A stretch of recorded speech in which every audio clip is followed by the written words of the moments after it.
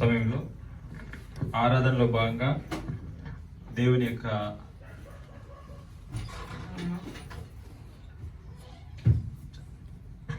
లేఖనాలను మనం ధ్యానిస్తాం.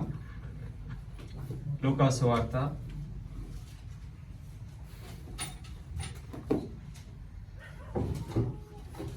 14వ అధ్యాయం.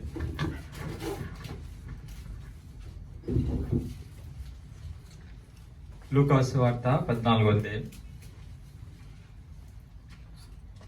28వ వచనం మనం చదువుకు.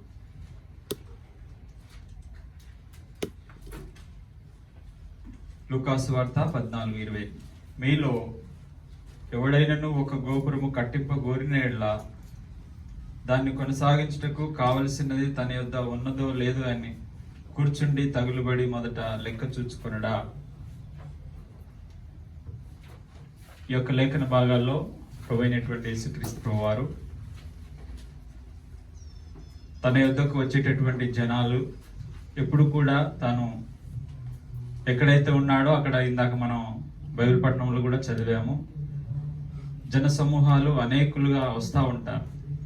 కానీ జన సమూహాలను చూసి ఎప్పుడు మురిసిపోయి నా వెనకాల ఇంతమంది ఉండ్రు అనేటటువంటి భావన ఎప్పుడు ఆయనలో కలగలేదు.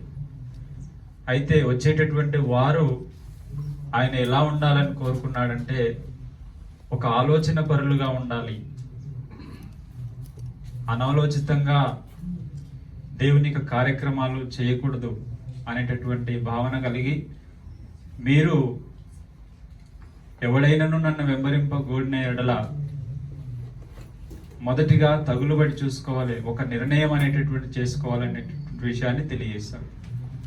అలాగే దేవుడు తన యొక్క గ్రంథంలో మనకి అనేకుల జీవితాలను రాయించాడు. ఉదాహరణకి మనం చూసినట్లయితే అబ్రహాము గారిని చూస్తే మనకి ఏం కలుగుతుంది? విశ్వాసమును గురించినటువంటి. తన కుమారుడైనటువంటి ఇస్సాకు గారిని చదివితే ఏమర్థమవుతుంది? విధేయత అంటే ఏందో అర్థమవుతుంది. అలాగూ యోసేపు గారిని చూసినట్లయితే పవిత్రత అంటే పరిశుద్ధత ఏంటో మనకు తెలియజేయబడుతుంది.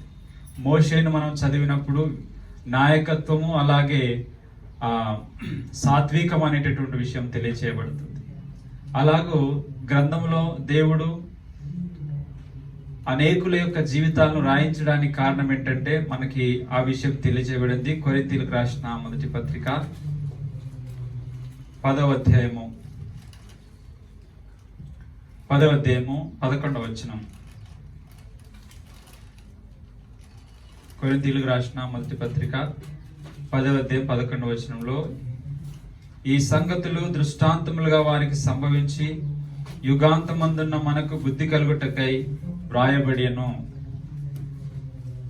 కాబట్టి ఒక క్రైస్తవుడు ఏం చేయవలేను అంటే ఒక చెడ్డ వ్యక్తిని చూసి నేర్చుకోవచ్చు, మంచి వ్యక్తిని చూసి కూడా నేర్చుకోవచ్చు. ఒక బాగా మత్తు పానీయాలు సేవించేటటువంటి వ్యక్తిని చూస్తే ఆ వ్యక్తి చివరిగా తన జీవితం కోల్పోయేటటువంటి అవకాశాలు ఉన్నప్పుడు ఆ వ్యక్తిని కూడా చూసి నేర్చుకోవచ్చును, అంటే జాగ్రత్త పడవచ్చును. ఒక మంచి వ్యక్తిని చూసి వాడు నేర్చుకోవాలి, ఒక చెడు వ్యక్తిని చూసి జాగ్రత్త పడాలి. అలాగూ గ్రంథంలో అనేక మందిని మనం చూసినప్పుడు ఈ విధంగానే మనం పాత నిబంధన చరిత్రలు మనం చదివినప్పుడు ఈ విధంగా మనకు అర్థమవుతుంటుంది. కాబట్టి దీన్ని మనం ఏం ఆలోచిస్తున్నామంటే ఆరాధనలో భాగంగా ఒక నిర్ణయం అనేటటువంటిది ఎంత గొప్పదో మనం ఆలోచన చేస్తాం. అలాగూ పాత నిబంధన గ్రంథంలో అనేకుల జీవితాలు మనం ఆలోచిస్తున్నప్పుడు లోతు గారు తన యొక్క జీవితంలో ఎలాంటి నిర్ణయం తీసుకున్నాడు. కాబట్టి క్రైస్తవ జీవితంలో ఒక నిర్ణయం అనేటటువంటిది చాలా ప్రాముఖ్యమైనటువంటిది. ఒక వ్యక్తి జీవితంలో కూడా ఒక నిర్ణయము ఒక గమ్యస్థానాన్ని నిర్ణయించబడుతుంది. గమ్యస్థానం మన యొక్క నిర్ణయం వల్ల మన యొక్క గమ్యస్థానము మనకు తెలియచేయబడుతుంది. తీసుకున్నటువంటి నిర్ణయము గమ్యాన్ని చేరుస్తుంది. కాబట్టి ఎలాంటి నిర్ణయాలు తీసుకోవాలి, ఎలాంటి నిర్ణయాలు తీసుకుంటే మనం గమ్యానికి చేరుతామనేటటువంటి విషయాన్ని మనం ఆలోచన చేసుకోవాలి. కాబట్టి యుగాంతమందున్న మనకి బుద్ధి కలగటానికి అనేకుల జీవితాలు రాయించాడు దేవుడు. అలాగే ఒకరి జీవితాన్ని మనం చదువుతున్నప్పుడు ఒక విషయాన్ని మనం నేర్చుకుంటున్నాం. కాబట్టి ముందుగా మనము నిర్ణయం అనేటటువంటి విషయం, డిసిషన్ అనేటటువంటిది సడన్ గా మనం కొన్నిసార్లు మాట్లాడుతుంటాం, సడన్ గా డిసిషన్ తీసుకుంటున్నారు అని. అలాగే మనం పిల్లల పెళ్లిళ్ళు చేసేటప్పుడు కానీ, కొన్ని ఇంటి నిర్మాణాలు చేపట్టేటప్పుడు కానీ నిర్ణయాలు తీసుకుంటాం. అదే విషయాన్ని యేసుక్రీస్తు ప్రభు వారు తన శ్రోతలకు తెలియజేస్తున్నాడు. ఏంటంటే, మీరు ఒక గోపురాన్ని కడితే, ఒక ఇల్లు కట్టుకుంటే మీరు డిసిషన్ తీసుకుంటారు ఫస్ట్ అని. కాబట్టి తన యొక్క దేవుని పిల్లలు ఎప్పుడు కూడా ఒక మంచి నిర్ణయం తీసుకోవాలి. నిర్ణయం తీసుకునే ముందు ఆలోచన చేసుకోవాలి. కాబట్టి లేఖనాలు కూడా మనకి ఏం చెప్తున్నాయంటే, సమస్తమును పరీక్షించి మేలైన దాన్ని ఎంపిక చేసుకోవాలి, మేలైన దాన్ని చేపట్టాలి. పరీక్షించేటటువంటి గుణము మనిషిలో ఉంది, ఆలోచించేటటువంటి తత్వం మనిషిలో ఉంటది. అది దేవుడు మనకు మాత్రమే ఇచ్చాడు. మనిషి ఆలోచించాడు కాబట్టి ఈ విధంగా అన్ని విషయాలు అభివృద్ధి చెందాడు. అలాగే జంతువులు అలాగ చెందలేదు. వాటికి వైద్యం కావాలన్నా మనిషే కనిపెట్టిండు మందులు. వాటికి ఏదైనా సౌకర్యాలు కల్పించాలన్నా మనిషే వాటికి సహాయం చేయాలి. కాబట్టి మనిషిలో ఇలాంటి ఉన్నతమైనటువంటిది ఆలోచన పరిజ్ఞానం. కాబట్టి దీనితో మనం ఒక నిర్ణయం అనేటటువంటిది తీసుకోవాలని లేఖనాలు తెలియజేస్తున్నాయి.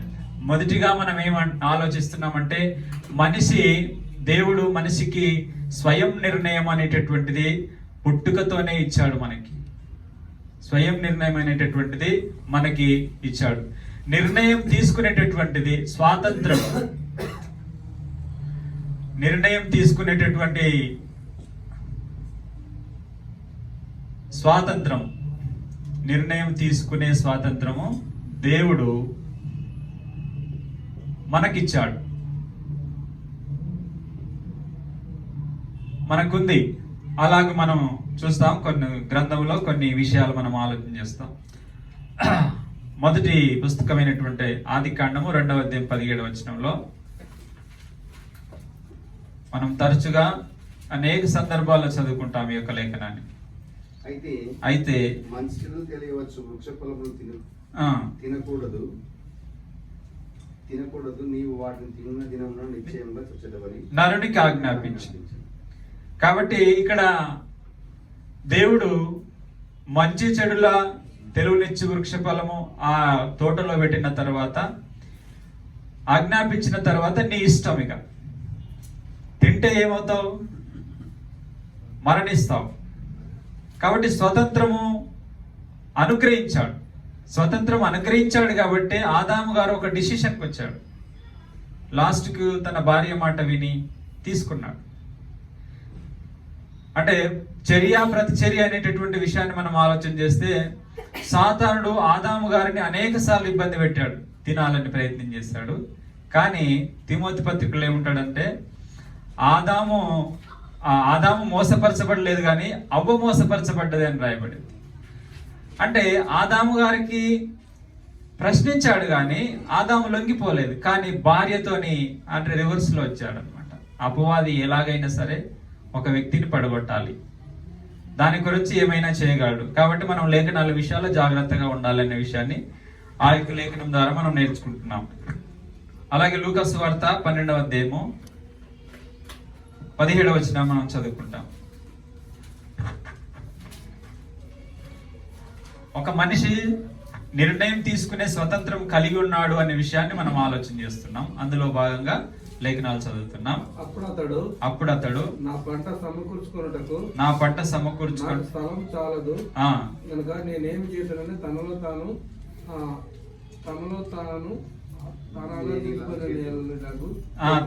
తాను అనుకొని, అంటే తనలో తాను ఆలోచించుకొని ఒక నిర్ణయం తీసుకుంటున్నాడు. కొట్లు కట్టాలనుకుంటున్నాడు, వీటికంటే పెద్దవి అయినటువంటివి కట్టాలనుకుంటున్నాడు, ఒక నిర్ణయం తీసుకుంటున్నాడు. మత్తయి సువార్త 18వ అధ్యాయంలో కూడా మరొకసారి లూకా సువార్త 18, అక్కడ ఒక న్యాయాధిపతి మనకు కనబడతాడు. 5వ వచనం, ఈ విధవరాలు నన్ను తొందర పెట్టుచున్నది గనుక ఆమె మాటి మాటికి వచ్చి గోజారకుంటున్నట్లు ఆమెకు న్యాయం తీర్చునని తనలో తాను నిర్ణయం తీసుకున్నాడు. ఈ విధవరాలు మళ్ళీ రోజు వచ్చేస్తుంది కాబట్టి ఆమె పని ఏందో చూడాలని తనలో తాను నిర్ణయం తీసుకున్నాడు. అంటే ఒక మనిషి నిర్ణయం తీసుకునేటటువంటి స్వతంత్రాన్ని కలిగి ఉన్నాడు అనేటటువంటి విషయాన్ని మొదటిగా మనం ఆలోచన చేస్తున్నాం. రెండవది, దేవుడు కూడా నిర్ణయాలు తీసుకుంటాడు. ఎఫెసీయులకు రాసిన పత్రిక 1వ అధ్యాయము 10వ వచనం. ఈ సంకల్పమును బట్టి ఉన్నవే గాని భూమి మీద ఉన్నవే గాని సమస్తమును క్రీస్తునందు ఏకముగా సమకూర్చవలెనని తనలో తాను నిర్ణయించుకునేను. దేవుడు నిర్ణయాలు తీసుకుంటాడు. మనిషి కూడా నిర్ణయాలు తీసుకునేటటువంటి స్వతంత్రాన్ని మనిషికి ఇచ్చాడు. దేవుడు కూడా తనలో తాను దేవుడు నిర్ణయించుకున్నాడు. పరలోకంలో ఉన్నవి భూమి మీద ఉన్నవి క్రీస్తులో సమకూర్చాలి. అంటే దాని యొక్క అర్థం ఏంటంటే పరలోకంలో భేదాభిప్రాయం ఉండదు. పరలోకంలో నిషిద్ధమైనటువంటిది ఉండదు. అలాగే సంఘములో కూడా, సంఘం అంటే ఏంటి? పరలోక ప్రతిబింబము సంఘం అంటే. సంఘములో అలాంటి వాతావరణం ఉండకూడదు, భేదాభిప్రాయం అనేటటువంటిది ఉండకూడదు. కాబట్టి పరలోకాన్ని అంటే భూమి మీద సంఘం ఉంది, ఆ పరలోక వాతావరణాన్ని ఇక్కడ ఆయన చూడాలనుకున్నాడు. అంత గొప్పది సంఘం అంటే ఒక పరలోక వాతావరణము ఇక్కడ చూడాలనుకున్నాడు దేవుడు. సంఘంలో చూడాలనుకున్నాడు. పరలోకంలో ఉన్నవే గాని భూమి మీద ఉన్నవి కానీ ఆయన క్రీస్తులో సమకూర్చాలనుకున్నాడు. క్రీస్తులో ఆయన ఏర్పాటు చేసుకున్నాడు. అది ఆయన యొక్క నిర్ణయం. అలాగే 6వ వచనంలో కూడా మనం చూసినట్లయితే జగత్ పునాది వేయబడక మునిపే 4వ వచనం నుంచి తన కోసం నిర్ణయించుకొని మనం తన ఎదుట పరిశుద్ధులమును నిర్దోషమునై ఉండవలెనని జగత్తు పునాది వేయబడక మునిపే ప్రేమ చేత ఆయన క్రీస్తులో మనలను ఏర్పరచుకొనెను. ఇక్కడ మధ్య లైన్ లో నిర్ణయించుకొని అనేటటువంటి మాట మనం చదువుతున్నాం. మనలను ముందుగా తన కోసం నిర్ణయం అనేటటువంటి మాటను మనం ఆలోచన చేస్తాం. కాబట్టి ఈ విధంగా ఒక మనిషి స్వతంత్రాన్ని కలిగి ఆలోచించుకునేటటువంటి స్వతంత్రమును దేవుడు మనిషికి ఇచ్చాడు. 2, దేవుడు కూడా నిర్ణయాలు తీసుకుంటున్నాడు. అలాగూ పాత నిబంధనలో ఒక వ్యక్తిని గురించి మనం ఆలోచించినప్పుడు, లోతు అనేటటువంటి వ్యక్తిని గురించి మనం ఆలోచించినప్పుడు, తాను తన జీవితంలో ఎలాంటి నిర్ణయాలు తీసుకున్నాడు, ఆ నిర్ణయాల వలన ఆయనకి ఎంత లాభము ఎంత నష్టం జరిగిందనే విషయాన్ని మనం ఆలోచన చేస్తాం. ఈ యొక్క సందర్భంలో మనం ఆలోచన చేస్తాం. ఆదికాండము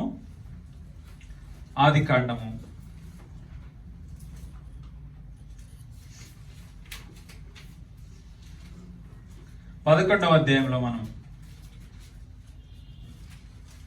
ఆదికాండము 11వ అధ్యాయము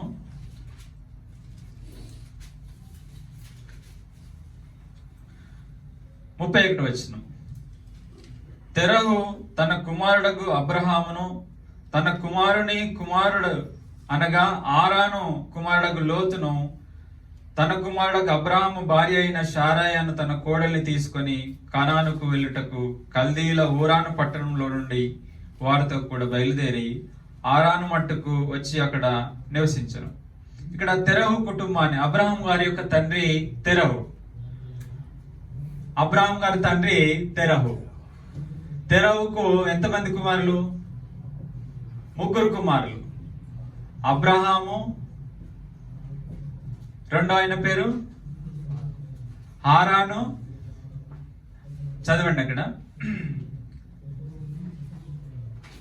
నాహోరు, హారాను. రెండవ ఆయన పేరు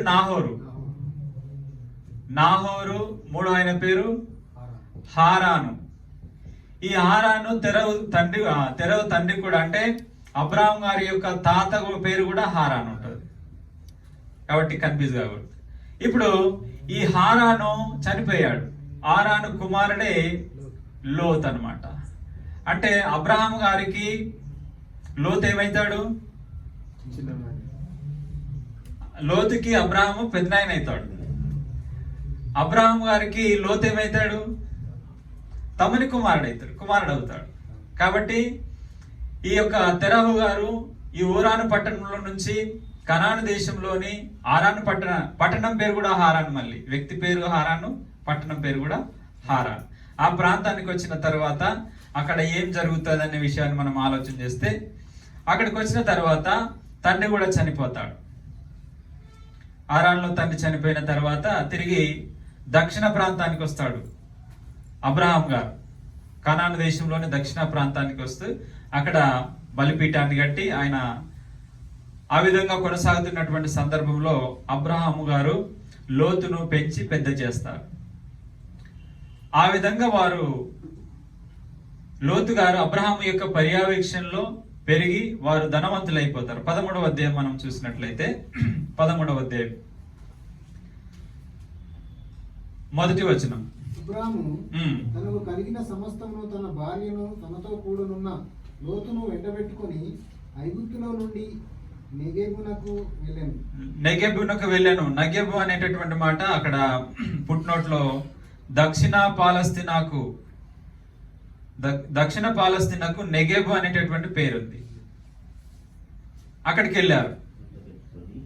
2వ వచనంలో అబ్రాము వెండి బంగారములు పశువులు కలిగి బహుధనవంతుడై ఉండెను. కాబట్టి అతడు ప్రయాణం చేయుచు దక్షిణము నుండి బేతేలు వరకు, అనగా బేతేలునకు హాయికి మధ్య తమ గుడారం మొదట ఉండిన స్థలంలోకి వెళ్ళి 5వ వచనం. ఇప్పుడు అబ్రాముతో వెళ్ళిన లోతును గొర్రెలు గొడ్లు గుడారములు ఉండేది కనుక లోతు గారికి కూడా ఇప్పుడు ఏమైంది? ఆయన కుటుంబం కూడా పెద్దగా అయింది, ఆయన కూడా సంపన్నుడైన, ఇద్దరు సంపన్న స్థితిలో ఉన్నారు. ఇప్పుడు 6వ వచనంలో వారు కలిసి నివసించుటకు ఆ ప్రదేశము చాలకపోయారు. అంటే వారి యొక్క ఆస్తి, పూర్వము ఆస్తులను ఎలా కొలిచేవారు అంటే వారి యొక్క పశు సంపదను బట్టి కొలిచేటటువంటి వారు. అందుకే యోబు గారిని కూడా, పితరుల కాలానికి చెందినటువంటి యోబు గారిని కూడా ఆయనకు బహుసంపద, పశు సంపదను గురించి ఒంటెలు, గొర్రెలు, ఎడ్లు, గాడిదలు ఇవన్నీ కూడా పరిగణలోకి తీసుకున్నారు. కాబట్టి వీళ్ళు బహుసంపన్నులుగా ఉన్నారు. అయితే ఒక సందర్భం వచ్చేసింది. అబ్రహాం గారు మొదటే, ఆయన చాలా సాఫ్ట్ అనమాట, ఆయన మనసు చాలా మంచిది అనమాట. అబ్రహాం గారు ఇప్పుడు పశువుల కాపరులకు గొడవలు వచ్చేసినాయి. అంటే ఈ యొక్క వచనాలను బట్టి బంధువుల మధ్య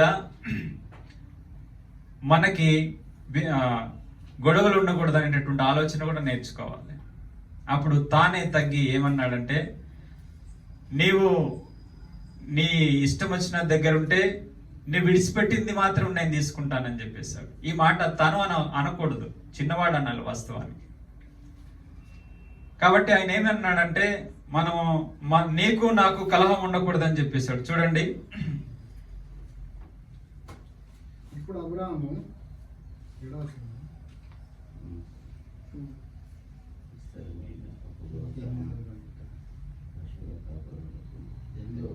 8వ వచనమా? కాబట్టి అబ్రాహాము మనము బంధువులము కనుక నాకును నీకును నా పశువుల కాపులకు నీ పశువుల కాపులకు కలహం ఉండకూడదు.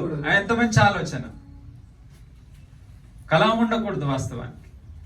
అప్పుడు బంధువుల మధ్యనే కలహం ఉండకూడదు అంటే సంఘ సభ్యుల మధ్య ఒక మంచి వాతావరణం ఉండాలి. వాస్తవానికి దేవుని పిల్లలంటే ఇంకా ఉన్నతమైనటువంటి స్థితి ఉండాలి. కాబట్టి ఆయన ఏమన్నాడంటే, దయచేసి దేశం నీ ఎదుట ఉన్నది కదా 9వ వచనంలో, దయచేసి నన్ను విడిచి వేరుగా నుండి నీవు ఎడమ తట్టునకు వెళ్ళిన ఎడల నేను కుడి తట్టునకును, నీవు కుడి తట్టునకు వెళ్ళిన ఎడల నేను ఎడమ తట్టునకును వెళ్ళుదనని లోతుతో చెప్పగా చాలు. ఇప్పుడు వారు వేరైపోతా ఉన్నారు. వాస్తవానికి ఈ సందర్భంలో లోతు గారు ప్రతిస్పందన ఎట్లా ఉండాలంటే, పెద్దనాయన గారు, మీరు నన్ను, మా తండ్రి చనిపోయాడు, మీరు నన్ను పెంచి పెద్ద చేశారు, కాబట్టి నీవు ఉంచిన చోట నేను ఉంటాను, నీవు ఇచ్చింది నేను తీసుకుంటాను అనాలి వాస్తవానికి. ఎందుకంటే తండ్రి చనిపోయాడు, ఇక్కడ నాహోరు కూడా ఉన్నాడు, ఈయన తీసుకోవచ్చు కదా. నాహోరు తీసుకోలేదు, కానీ అబ్రహాం గారు చేరదీశారు. అప్పుడు ఒక స్వయం నిర్ణయం తీసుకుంటాడు, సొంత నిర్ణయం తీసుకునేటటువంటి స్టేజ్కి వచ్చినప్పుడు ఆ లోతు గారి యొక్క నిర్ణయాన్ని మనం ఆలోచన చేసినప్పుడు 10వ వచనంలో ఆయన ఒక నిర్ణయానికి వచ్చాడు. లోతు తన కన్నులెత్తి యోర్దాను ప్రాంతం అంతటిని చూచెను.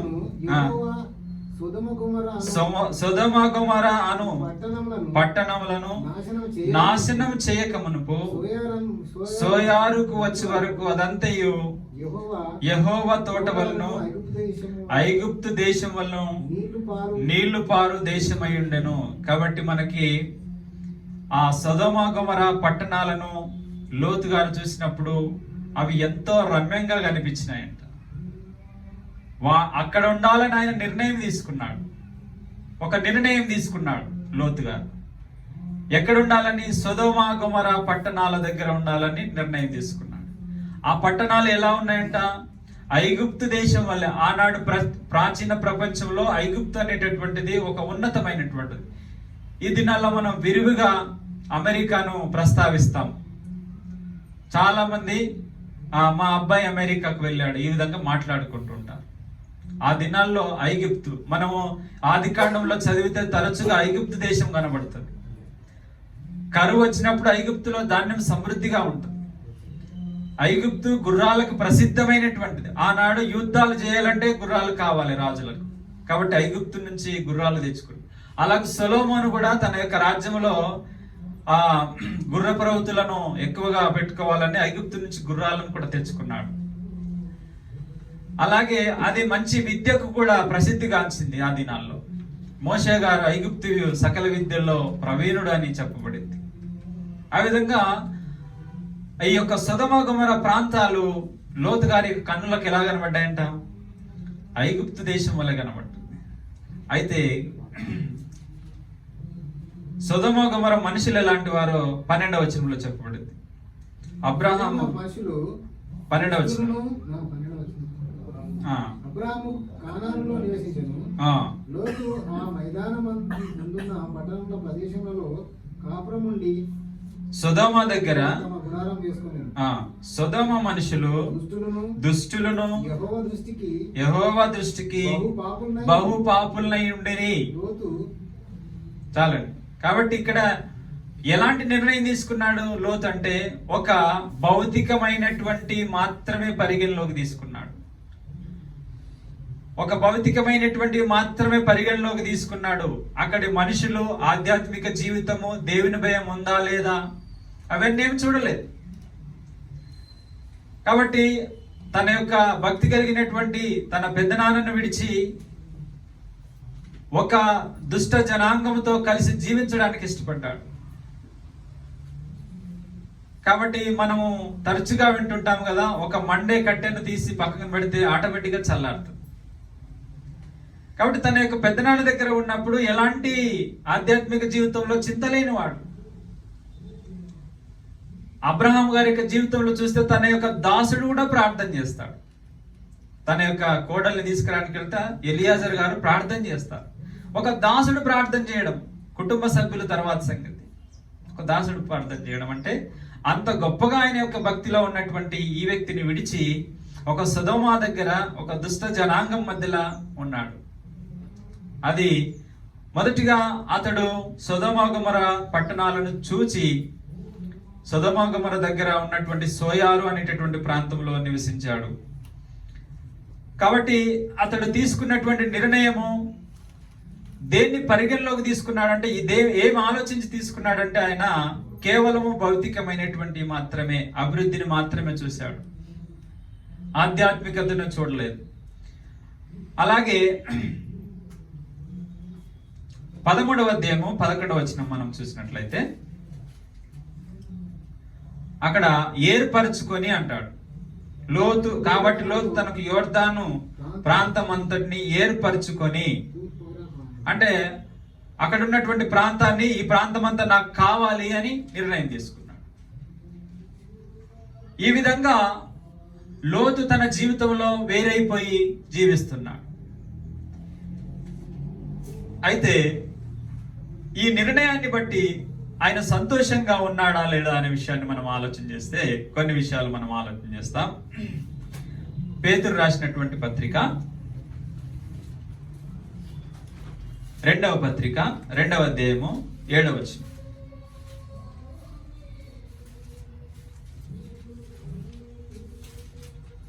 పేతురు రాసిన 2వ పత్రిక దుర్మార్గుల కామ 2వ పత్రిక 2వ అధ్యాయం 7వ వచనం.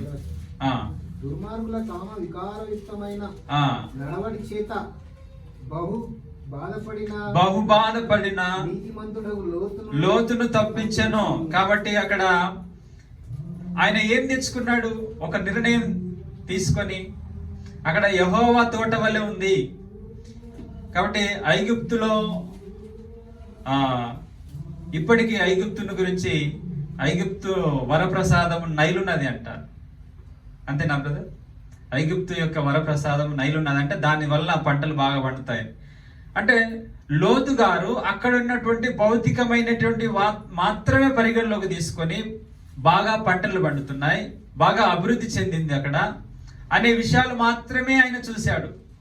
కానీ అక్కడ ఉన్నటువంటి దేవుని భయం ఉందా లేదా అనేటువంటి విషయాలు ఆయన పరిగణలోకి తీసుకోవాలి. కాబట్టి ఆత్మీయ జీవితంలో మనము కేవలము భౌతికమైనటువంటి మాత్రమే పరిగణలోకి తీసుకోకూడదు. ఆధ్యాత్మికమైనటువంటి విషయాలు మనం పరిగణలోకి తీసుకోవాలి. దేవుని భయం ఉన్నటువంటి వ్యక్తులతో మన సావాసాన్ని కొనసాగించాలి.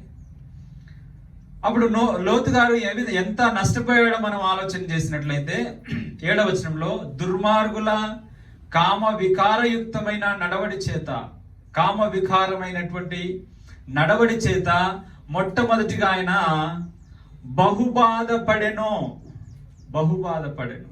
ఇప్పుడు ప్రపంచంలో ఏ వ్యక్తి చూసినా శాంతి కావాలని కోరుకుంటారు.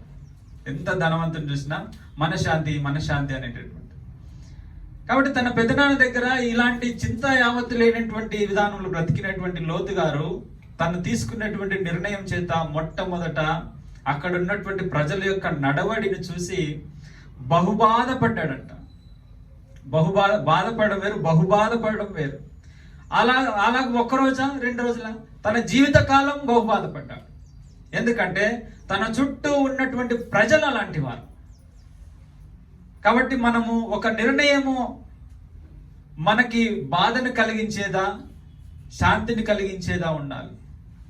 మన నిర్ణయము నిత్య జీవనానికి సంబంధించిందా? మనుషులను మాత్రమే ఈ దినాల్లో సంఘాన్ని నిర్ణయించుకునేటటువంటి విషయాల్లో కూడా ఒక నిర్ణయం తీసుకోవాలి. మనుషులను సంతోషపెట్టే విధంగా ఉన్నామనుకో కేవలము మనం భూమి మీద మాత్రమే సంతోషంగా ఉంటాం.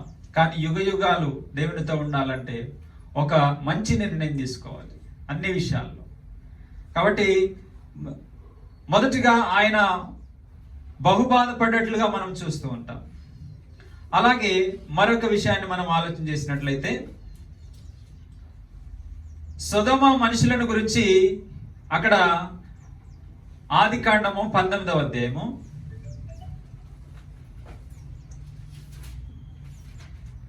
19వ అధ్యాయము 1 నుంచి కొన్ని వచనాలు మనం చదువుకుంటాం.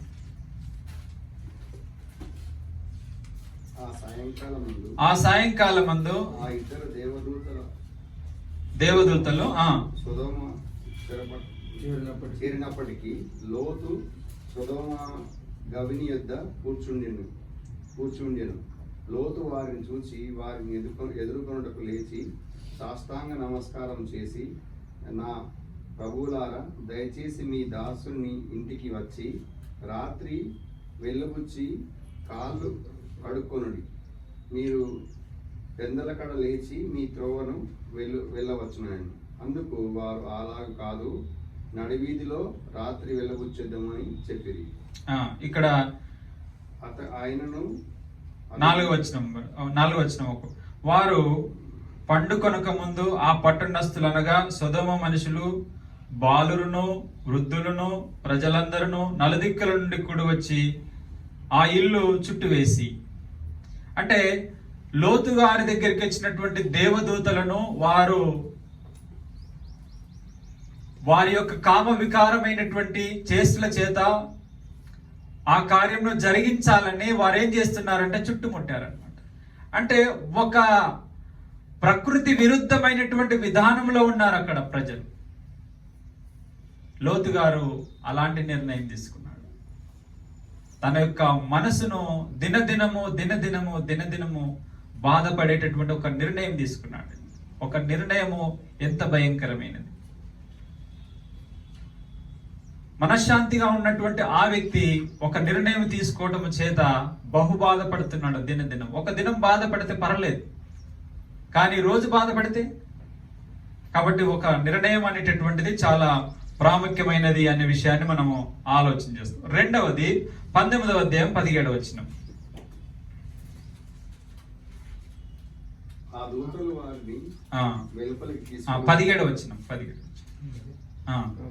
ఆ దూతలు వారిని వెలుపలికి తీసుకుని వచ్చిన తర్వాత ఆయన, మీ ప్రాణమును దక్కించుకున్నట్లు పారిపోము, నీ వెనుక చూడకుము, ఈ మైదానంలో ఎక్కడను నిలవక నీవు నశించుకోకుండా ఆ పర్వతమునకు పారిపోమని చెప్పగా, లోతు, ప్రభువా, అలాగు కాదు, ఇదిగో నీ కటాక్షము నా మీద, నీ దాసుని మీద వచ్చినది, నా ప్రాణం రక్షించట వలన నీవు నా ఎడల కనపరిచిన నీ కృపను గణపరిచితిని. ఇప్పుడు 26వ వచనం. అయితే లోతు భార్య అతని వెనక నుండి తిరిగి చూచి ఉప్పు స్తంభమాయను. తెల్లవారినప్పుడు అబ్రహాము లేచి తాను యెహోవా సన్నిధిని నిలిచిన చోటికి వచ్చి. ఇక్కడ 26వ వచనంలో లోతు భార్య అతని వెనక నుండి తిరిగి చూచి ఉప్పు స్తంభమాయను. ఇప్పుడు రెండవ నష్టం ఏం జరిగింది? భార్యను పోగొట్టుకున్నాడు. అంటే ఎందుకు భార్యను పోగొట్టుకోవాల్సి వచ్చింది అంటే అది కారణం కానీ అక్కడ నివసించేటటువంటి పరిస్థితిని బట్టి అక్కడికి వెళ్ళాడు. అక్కడ నాశనం చేయాలని దేవుడు నిర్ణయించుకున్నాడు. ఆయనను సరే ఆయన యొక్క నీతిని బట్టి రక్షించాలనుకున్నాడు. రక్షించుకునేటటువంటి క్రమంలో మీరు భద్రంగా ఉండడం కోసం వారికి సూచనలు ఇచ్చాడు. ఆ సూచనలు పాటించే క్రమంలో భార్య తప్పు చేసి వెనక తిరిగి చూసింది. అంటే ఒక నిర్ణయాన్ని బట్టి బాధను తెచ్చుకున్నాడు. ఒక నిర్ణయాన్ని బట్టి భార్యను పోగొట్టుకున్నాడు. మూడవది, ఆయన సమస్తమును సంపదను కూడా పోగొట్టుకున్నాడు. ఏ సంపద కొరకైతే ఆయన ఆలోచించి సొదొమ గొమొర్రా పట్టణాలను ఎంపిక చేసుకున్నాడో దాన్ని కూడా పోగొట్టుకున్నాడు. కాబట్టి మనము నిర్ణయాలను తీసుకునేటటువంటి క్రమములో చాలా జాగ్రత్తగా ఉండాలి. అందుకే యేసుక్రీస్తు ప్రభువు వారు తనను వెంబడించేటటువంటి వారిని ఎప్పుడు కూడా ఆలోచించుకో అని చెప్పాడు. కాబట్టి సంఘాన్ని ఎంపిక చేసుకునేటటువంటి విషయంలో కూడా మనం నిర్ణయం తీసుకోవాలి, సరి అయిన దాన్ని ఎంపిక చేసుకోవాలి. ఈ సమయంలో మనం ఎలాగో నిర్ణయాలు తీసుకోవాలనే విషయాన్ని మనం కొన్ని విషయాలు చూసుకొని మనం ముగించుకుందాం.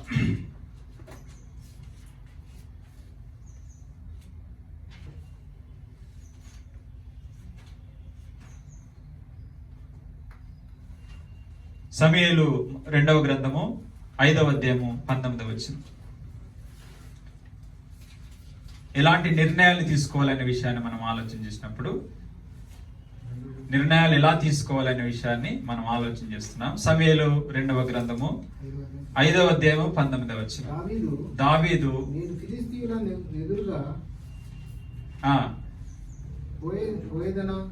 వారిని నా చేతికి అప్పగించువా అని యెహోవా యుద్ధ విచారించినప్పుడు, అంటే ఒక నిర్ణయం ఎలా తీసుకోవాలి? దేవుణ్ణి అడగాలి. ఫస్ట్ దావీదు ఏం చేశాడు? దేవుణ్ణి అడగాలి. ఒక నిర్ణయానికి వెళ్లే ముందు దేవుణ్ణి అడగాలి. ఇది సరి అయిందేనా, ఇది లేఖనానుసారమైందేనా అనేటటువంటి విషయంలో మనము మొట్టమొదటిగా చేయవలసినటువంటి పని. దావీదు యుద్ధానికి పోతే కూడా ఏం చేసేవాడు? మొదట దేవుణ్ణి అడిగాడు, విచారణ చేశాడు. నేను వెళ్తాను, నాకు విజయం ఇస్తావా అనేటటువంటి విషయం. కాబట్టి ఒక ఆత్మీయ జీవితంలో ఎప్పుడు కూడా దేవుణ్ణి సంప్రదించాలి. ఫస్ట్ దేవుని సంప్రదించి ఆయన లేఖనాలు ఏం చెప్తున్నాయి, ఆ లేఖనాలకు అనుకూలంగా యాకోబు రాసిన పత్రిక దేవుడు కూడా అనుగ్రహిస్తాడని చెప్పింది దేవుని యొక్క గ్రంథం. 1వ అధ్యాయం 5వ వచనం. యాకోబు రాసిన పత్రిక. మీలో ఎవరికైనా జ్ఞానం కొదవగా ఉన్న ఎడల అతడు దేవుని అడగవాలని, అప్పుడు అది అతనికి అనుగ్రహించబడుతుంది. కాబట్టి మీలో ఎవరికైనాను జ్ఞానము కొదువుగా ఉన్న ఎడల దేవుడిని అడగవలన, దేవుడు అందరికీ ధారాళముగా ఇచ్చేవాడు అనే విషయాన్ని ఆయన తెలియజేశాడు. 2వది సామెతల గ్రంథము ఆలోచనకర్తలను సంప్రదించాలనే విషయాన్ని తెలియజేశాడు. సామెతల గ్రంథం 11:14 వచనం. సామెతల గ్రంథము 11వ అధ్యాయము. నాయకులు లేని జనులు చెడిపోవుదును, ఆలోచనకర్తలు అనేకులునుట రక్షణకరం. కాబట్టి ఆధ్యాత్మికమైనటువంటి వ్యక్తులను సంప్రదించాలి. ఆధ్యాత్మిక వ్యక్తులను సంప్రదించాలి. 3వది ఆయన దేవుని యొక్క మన మార్గములను దేవునికి అప్పగించుకోవాలి. కీర్తనలు 37:5వ వచనం.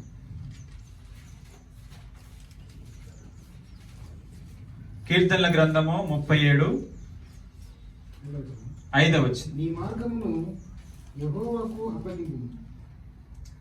కాబట్టి మన మార్గమును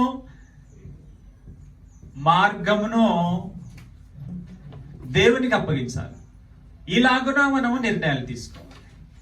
లోతు గారు తన ఆధ్యాత్మికమైనటువంటి పెద్దనాన్న గారిని, అబ్రహాం గారిని విడిచి ఆయన నివసించడానికి ఒక భౌతికమైనటువంటి వాటిని ఆశించి వెళ్ళాడు. తిరిగి దాన్ని నాశనం చేసేటటువంటి క్రమంలో లోతు గారు భయపడుతున్నాడంట. సోయారులో ఉన్నటువంటి అక్కడ ఒక వచనం చూద్దాం. 19వ అధ్యాయము ఆదికాండము 30వ వచనం. ఆదికాండము 19వ అధ్యాయం 30వ వచనం.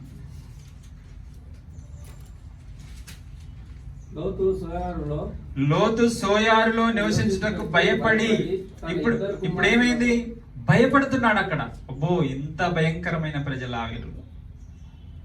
అటు ఒక నిర్ణయము ఆయనను భయాన్ని తీసుకొచ్చింది. ఆయనకు ఒక నిర్ణయము భార్యను పోగొట్టింది. ఒక నిర్ణయము బహుబాధమును తెచ్చింది. ఒక నిర్ణయము ఆస్తిని పోగొట్టింది. కాబట్టి మన జీవితంలో ఒక నిర్ణయం అనేటటువంటిది మనకు నిత్య జీవం ఇవ్వాలి. ఒక నిర్ణయం అనేటటువంటిది వాస్తవికతను మనం తెచ్చుకోవాలి. అలాగూ మనము ఒక మంచి నిర్ణయం తీసుకునేటువంటి వారంగా ఉండాలి. అది దేవుని యొక్క లేఖనాలను మనం తరచుగా ఆలోచించడం వల్ల మనకు సంభవిస్తుంది. కాబట్టి మన జీవితంలో ఎప్పుడు కూడా లూకాసు వార్తలో మరొక విషయాన్ని చదువుతాం. 17వ అధ్యాయం.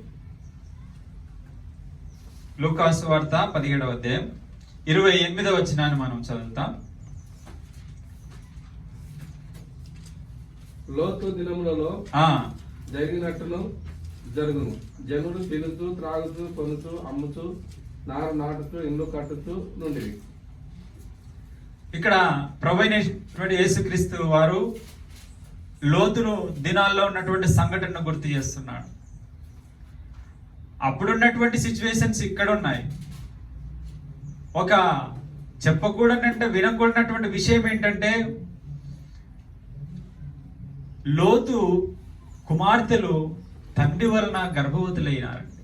ఈ లోకంలో ఒక వినకూడని, జరగకూడనటువంటి సంఘటన. తండ్రికి మత్తు పానీయం ఇచ్చి వారు గర్భవతులైనారు. ఈ సంస్కృతి ఎక్కడ నేర్చుకున్నారు వాళ్ళు? సొదొమ గొమొర్రాలో. అక్కడ లోతు మహాభయంకరమైనటువంటి తప్పు చేశాడు. ఒక నిర్ణయము చెడ్డది తీసుకున్నాడు. దానివల్ల ఇంత గొప్ప ప్రమాదాలను కొని తెచ్చుకున్నాడు. కాబట్టి తన యొక్క ఆస్తిని పోగొట్టుకున్నాడు, తన భార్యను పోగొట్టుకున్నాడు, మనశ్శాంతిని పోగొట్టుకున్నాడు, తన యొక్క కుటుంబ విధానంలో ఒక భయంకరమైనటువంటి మాదిరిని చూపించాడు. ఒక నిర్ణయము అంత గొప్పదన్నమాట. కాబట్టి మన యొక్క ఆధ్యాత్మిక జీవితంలో ప్రభువారు కూడా గుర్తు చేశారు, అప్పుడున్నటువంటి పరిస్థితులే ఇప్పుడు ఉన్నాయి. అప్పుడున్నటువంటి ఆ వక్ర జనము ఇప్పుడు కూడా ఉన్నారు. కాబట్టి మనం ఎప్పుడు కూడా ఇలాంటి జనుల మధ్య ఉన్నప్పుడు ఒక మంచి నిర్ణయం తీసుకోవాలి. అది మొదట కష్టంగా అనిపిస్తుంది, అయినా పర్లేదు, దేవుని కొరకు జీవించడానికి ఒక మంచి నిర్ణయం తీసుకోవాలి. అందుకే యేసుక్రీస్తు ప్రభు కూడా అదాన్నే ఒక మంచి నిర్ణయం తీసుకోవాలని అనేక సార్లు ఆయన బోధించారు. మీరు తగులుబడిని కూర్చొని ఆలోచించుకోండి, ఇది ఎలాంటి దానికి దారి తీస్తుంది అనేటటువంటి విషయం. కాబట్టి మన యొక్క ఆధ్యాత్మిక జీవితంలో మనమందరము దేవుని పిల్లలము, దేవుని కుటుంబము. కాబట్టి మనమందరం కూడా ఒక మంచి నిర్ణయాలతో మన ఆధ్యాత్మిక జీవితాన్ని ప్రారంభించి ముగించడానికి మనం ప్రయత్నం చేద్దాం. అలాగున మనము ఒక ఆధ్యాత్మికమైనటువంటి వ్యక్తులతో, దేవుని యొక్క గ్రంథముతో మన యొక్క మార్గాన్ని దేవునికి అప్పగించుకొని దేవుణ్ణి ప్రతి విషయంలో అడిగి ప్రార్థనా జీవితం కలిగి ఉండి ఒక మంచి జీవితమును జీవిస్తూ ఒక మంచి నిర్ణయం తీసుకొని అలాగ దేవుని పిల్లలు ఎదగాలని మరొకసారి మీకు తెలియజేసుకుంటూ ఈ యొక్క వాక్యాన్ని ముగిస్తున్నాను. శ్రద్ధగా విన్నందుకు మీకు అందరికీ వందనాలు.